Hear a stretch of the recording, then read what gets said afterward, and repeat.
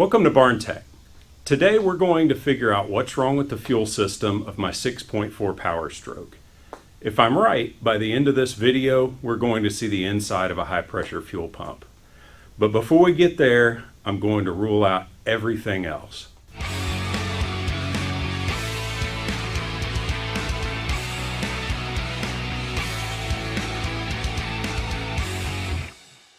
Okay, I've cycled the key about 10 times and I'm still seeing air bubbles coming out through the fuel here. So something is going on. Somehow I'm getting a bunch of air in my fuel.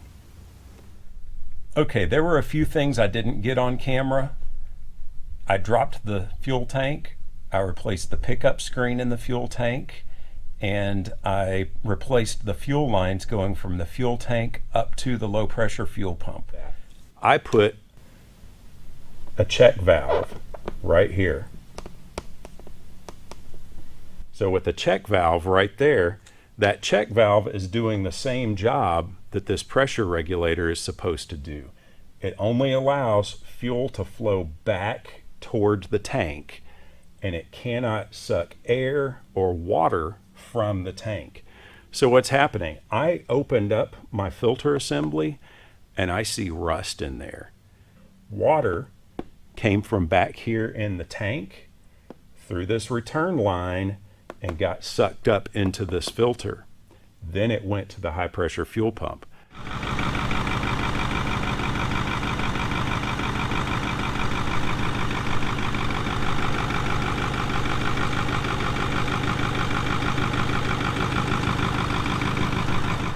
Well, this is Powerstroke life. I'm about 2 miles away from home. It's 10:30, 11 o'clock at night, and my truck lost fuel pressure and won't go. So we'll see if it's able to start after it cools off. Hopefully I'll be able to get it started and get home before the batteries die. Well, after it left me stranded the other night, there's no doubt what I've got to do. There was plenty of fuel in the fuel filter assembly and I just wasn't building any pressure on the high pressure side. So cab's got to come off and I've got to pull apart the high pressure fuel pump, see what's going on. Okay, I've had several of you ask me about the fixture that I built to lift the cab off my truck. I'm not recommending that anyone do this at home, but I thought I would share what I've done anyway, just to see if it helps somebody out. See, there's actually quite a bit of bow in that 2x10 up above the back of the cab here, even with the 2x6s on top and bottom of it. It was way worse the first time I did this. In fact, it was so bad, it was bending in and touching the rafters up there, and if it hadn't been for those rafters up there, it would have come crashing down. So the main thing I would say to you guys, if you're going to do this, the 2x10 with 2x6s nailed or screwed top and bottom is the minimum for supporting the cab, but your biggest problem is going to be keeping those from being pulled sideways. So you're going to have to figure out something to keep those spread apart as the angles of the truck keep trying to pull them together up there. All right, I hope that helps. Now let's get into this high pressure fuel pump. All right, I took the minimum amount of stuff off that I had to get the high pressure fuel pump out. So let's take a look at that and get that thing out of there.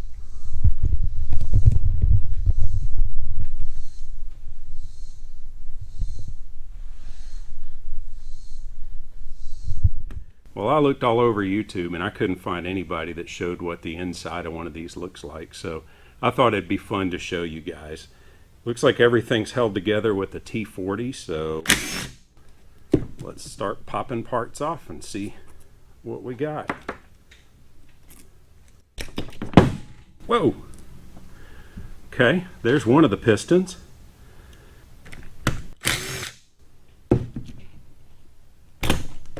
Okay, saw it coming this time.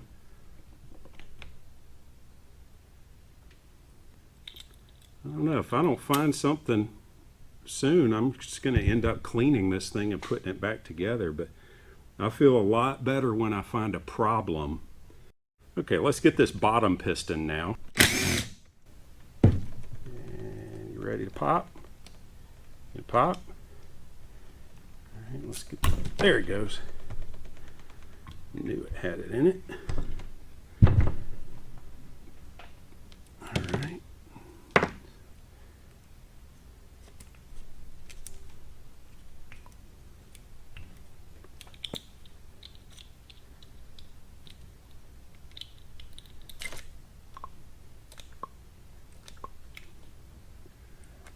Nothing really binding up there.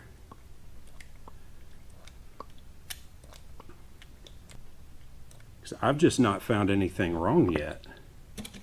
There should be something wrong. I don't want to just put this thing back together without finding something wrong with it. So let's keep going until we find something wrong.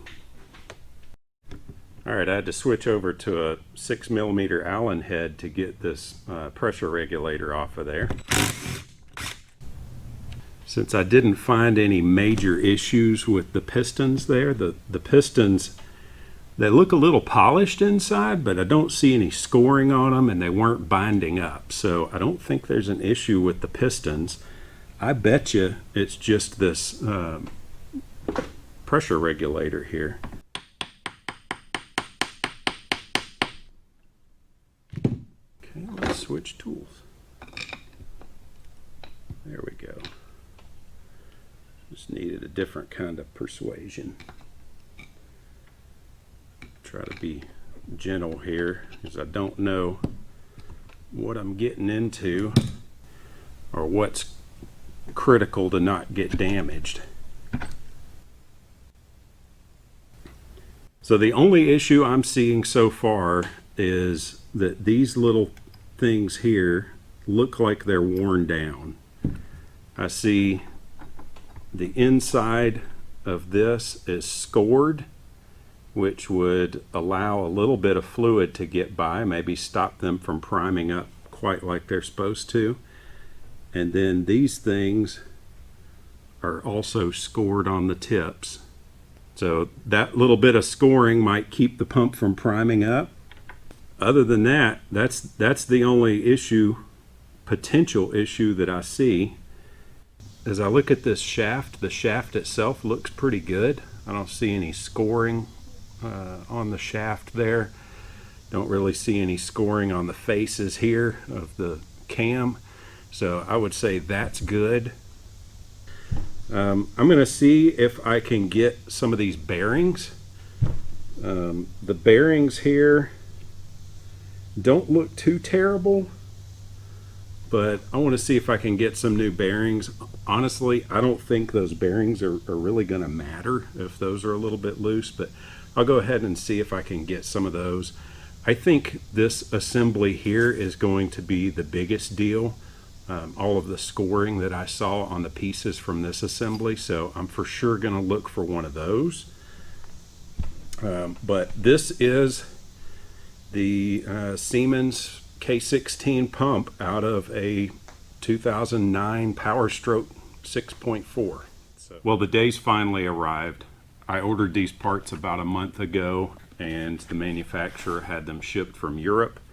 And so now I should have everything that I need to rebuild this K16 pump out of my Powerstroke.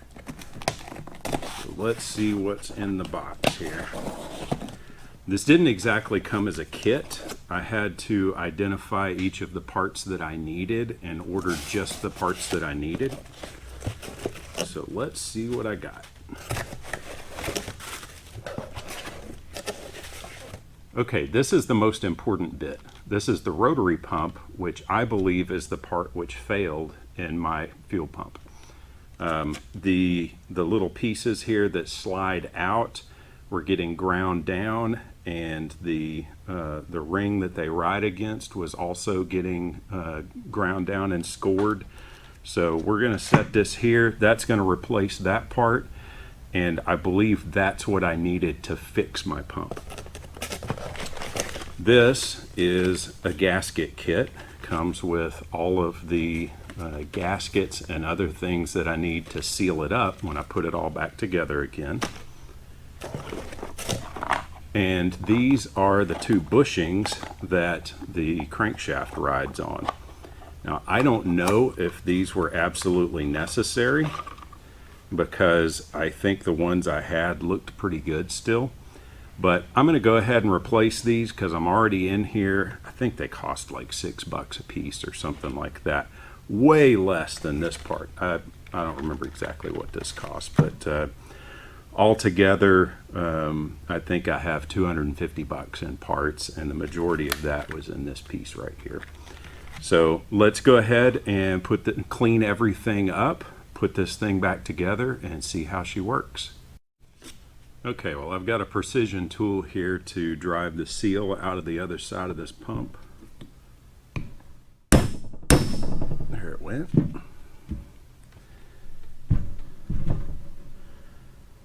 Alright, I'm going to see if I can get this little screwdriver back in behind that bearing. And if I can get the bearing, since it's got a cut in it, if I can get it to collapse. There we go. Now that bearing's collapsed, so it ought to just fall right out. So this is what I ended up having to do to that bearing to get it to come out. Alright, fingers crossed for luck. Here we go.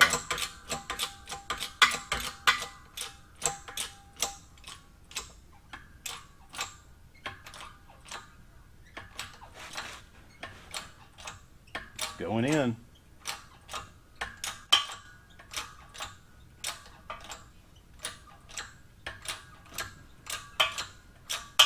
Must be straight enough because it's going. No way you could do this with a hammer. If you don't have a press, then don't change the bearing.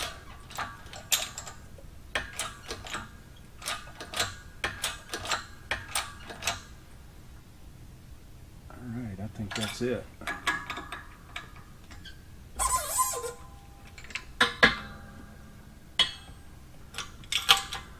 Harbor Freight press for the win. I've never done this with a socket. I've never done this with an extension shoved backwards on the socket before like that, but that actually worked really well. Looking at that bearing, the new bearing is pressed in, it's flush, there's no damage, so winner winner chicken dinner. Okay, well, since that worked out so well, I've got a false sense of confidence, so I'm going to try to get this other bearing out now.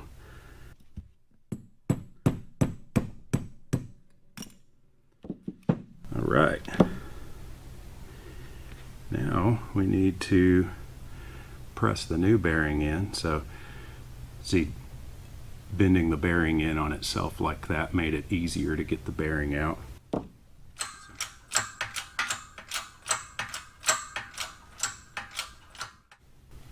Well, my GoPro overheated just as I was finishing pressing that bearing in, but I think it was almost all the way in there anyway.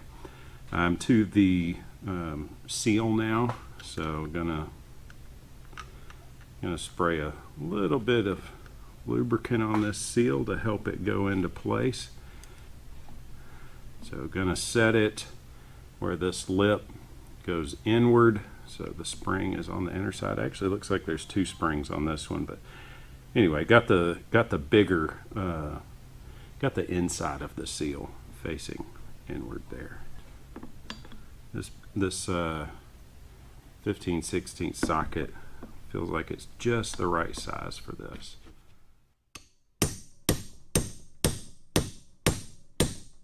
And that sounds pretty solid now. I think it's down in there. The lip looks pretty even all the way around that, so I'm going to call that good.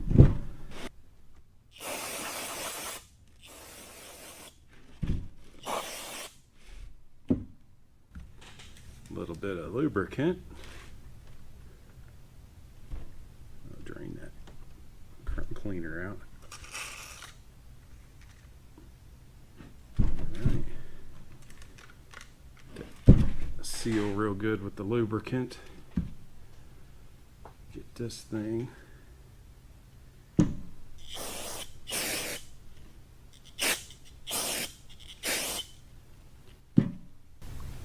I think I showed this earlier. See, this thing is cammed. So as that shaft spins around, it alternates pressing on the pistons there. Well, let's get this thing in next.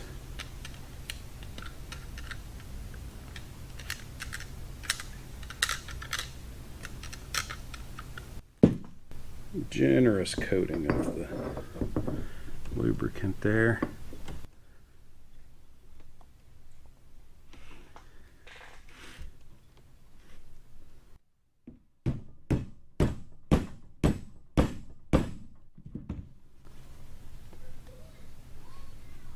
Okay, that spins. Oh, and it's loosened up now. Okay, that's much better. Just looking at the ring before I put it in, just to make sure I'm putting it the right way. I think I noted when I pulled it out there's no taper on this one, but an easy way to make sure that I'm doing it the right way is to look for where my snap ring pliers might have slipped off as I put it in. So I think that is the way right there. So let's go ahead and get that in. Okay, now this piece, I've cleaned everything real good, got this ready to go in. I can see this bearing where it pressed against the housing here, and there's a spot where it did not get indented because of the oil drain there. So I know that needs to go down. I do need to put this oil seal on. I'm going to hit that with a little bit of lubricant so that it goes in easier. And let's see, let's try to orient this where that thing in the bearing is down.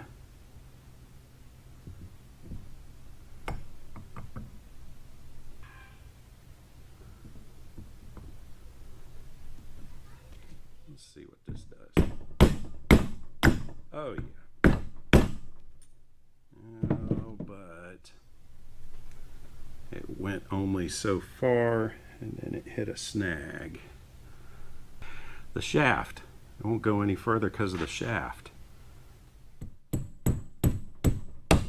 There, I heard it. That's bottomed out. Okay, so these locating pins here will only go one direction. They lock into this housing here, and so was able to figure out how that needs to be clocked so that I'll be able to get that cover on in a minute. Next thing, I've cleaned this real good. I'm just going to go ahead and get a little bit more. I just want to make sure the first time this thing starts up that everything is properly lubricated. So this is the piece that I believe caused the issue, the reason why my truck quit running. And what it is, it's a rotary pump that takes the 10 psi diesel from the lift pump and it pumps it up to what I'm guessing is 700 or 800 psi, and that feeds into the piston pumps. And so this 700 or 800 psi helps push this piston out against the cam at high RPMs, and because this spring will only do so much, but that high pressure fuel will push the piston out, and then the piston is able to get a full stroke to build the 24,000 psi that the diesel injectors need. So the problem was on this old one here, this ridge got worn out. I can see some scoring in there. Let's see if I can get that where you can see it. Little scoring in there. And also on these pieces, you can see the ends are scored of the parts that slide out there. See where there's some parts that slide out? When those ends get scored up, it builds heat and it does not build pressure. So that, I believe, is the cause of most of the problems with these K16 pumps. Carefully put that in. Probably should have put the central piece in first and then put the small little blades in it. So I'm going to go for a redo. Alright, so first I'm going to put this center piece in. That went in pretty easy. Then I'm going to put all these blades in. You can see there's a hole, looks like a spring would go in it, but there weren't any springs in this design. That hole goes toward the shaft, and the edge that goes out, I don't know if you can tell, but it's rounded so it doesn't scratch against the outside there. So sticking those little blades in.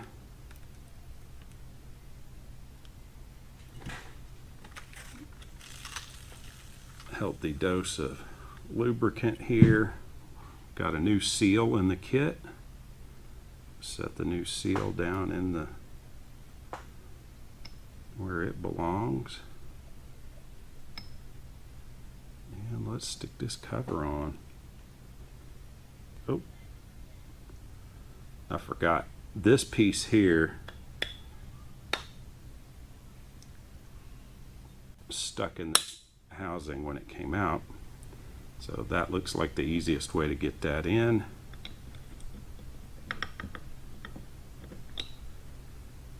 Got all those blades in so they don't bind up. Okay, got it into the pump. Yep, got it home.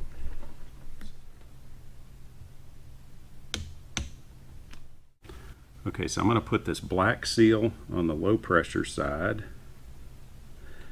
and the high pressure side gets two seals. I'll start with this white seal that presses in against the outside, and then it gets a blue seal. It goes just inside the white seal. Last thing, we're going to put this green seal for the body of it. And then we put the piston pump on.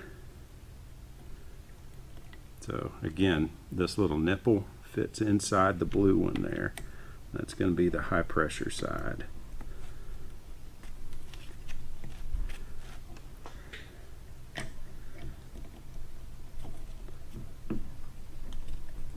And might be a pain, but we'll get these started in there. Once I get them started, they ought to hold.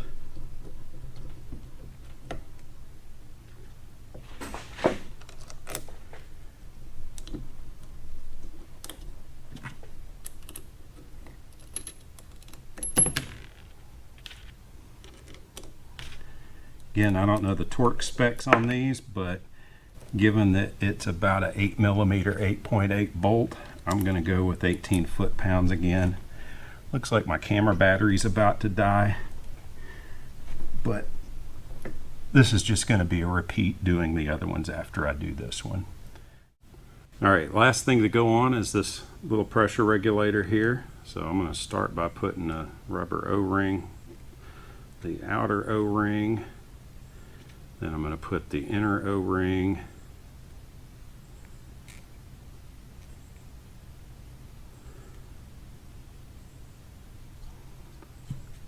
give it a little bit of this.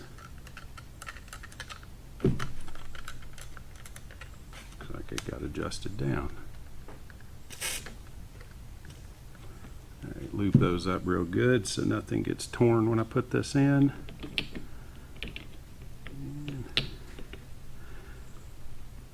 Oh man, looks like to get to this last Allen screw I might have to pull this piston pump back off. Let's see if I can do it without.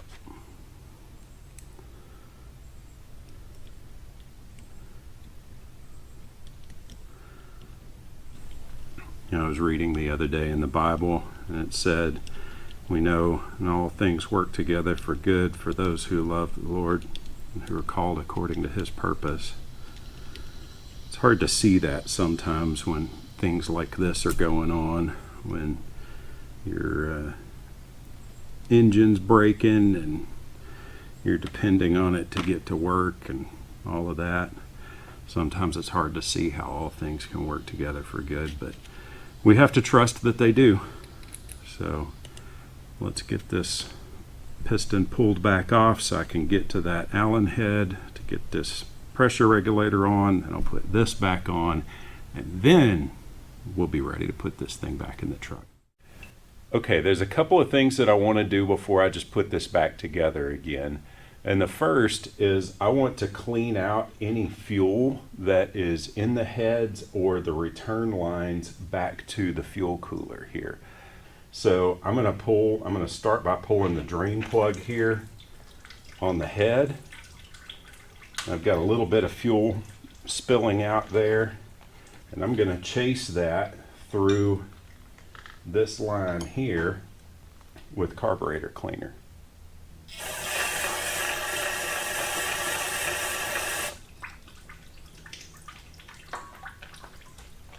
Alright, I'm going to do the same thing on the other head over here. I've pre-loosened these, but just pull out this drain plug, and I'm going to set that one back in for a moment.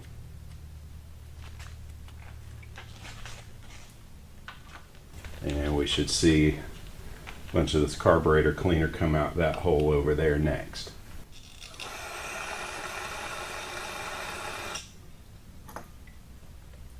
Alright, carburetor cleaner running out the head over there.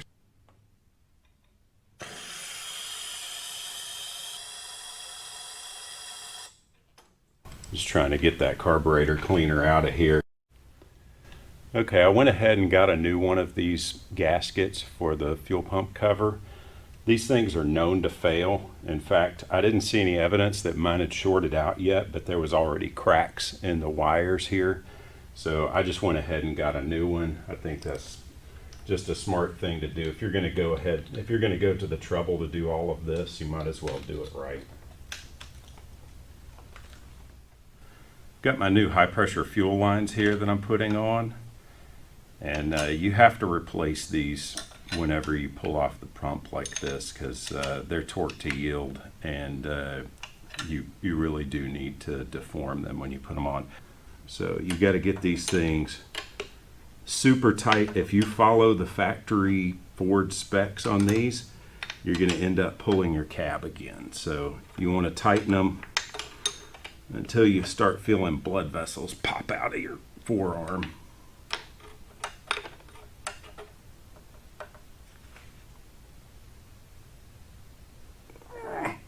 There we go. Helps when you give it a good grunt too. There we go. Now I won't have to pull the cab back off again.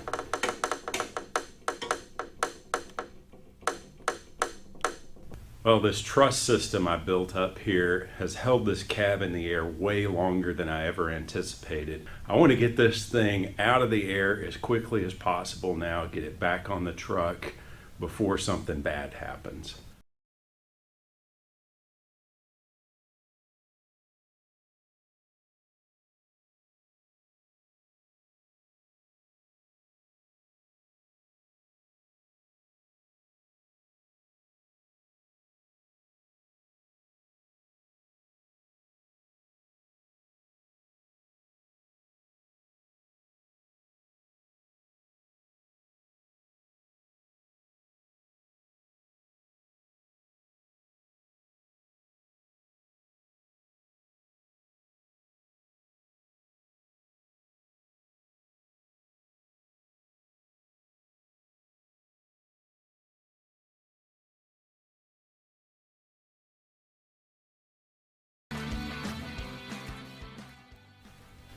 I want to show you guys just how close I got to dropping my cab on this truck.